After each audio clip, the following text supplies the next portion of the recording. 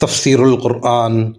آج کا سبق سورہ مریم آیت نمبر 27 سے 30 تک۔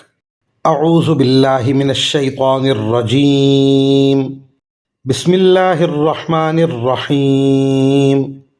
فأتت به قومها تحمله قالوا یا مریم لقد جئت شیئا فریا یا اخت ہارون ما كان ابوك امرأ سوء وما كانت امك بغيا فأشارت إليه قالوا كيف نكلم من كان في المهد صبيا قال إني عبد الله آتاني الكتاب وجعلني نبيا۔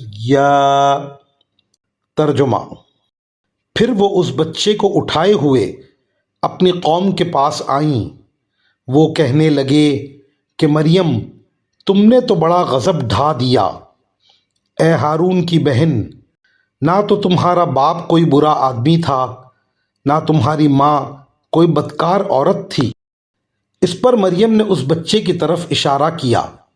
لوگوں نے کہا، بھلا ہم اس سے کیسے بات کریں جو ابھی پالنے میں پڑا ہوا بچہ ہے؟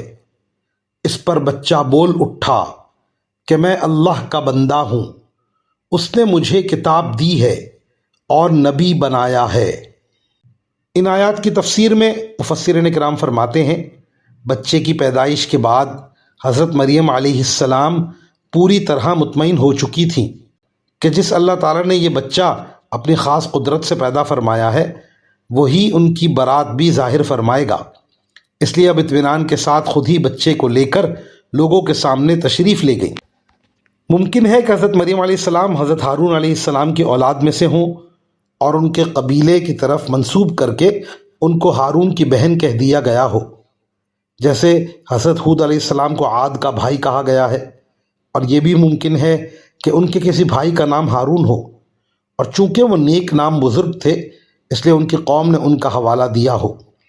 بچے نے کہا، مجھے کتاب دی ہے اور نبی بنایا ہے، یعنی بڑے ہو کر مجھے انجیل عطا کی جائے گی اور نبی بنایا جائے گا، اور یہ بات اتنی یقینی ہے جیسے ہو ہی چکی۔ دودھ پیتے بچے کا اس طرح بولنا اللہ تعالیٰ کی طرف سے کھلا ہوا معجزہ تھا جس نے حضرت مریم علیہ السلام کی برات بالکل واضح کر دی۔ وآخر دعوانا ان الحمد للہ رب العالمین۔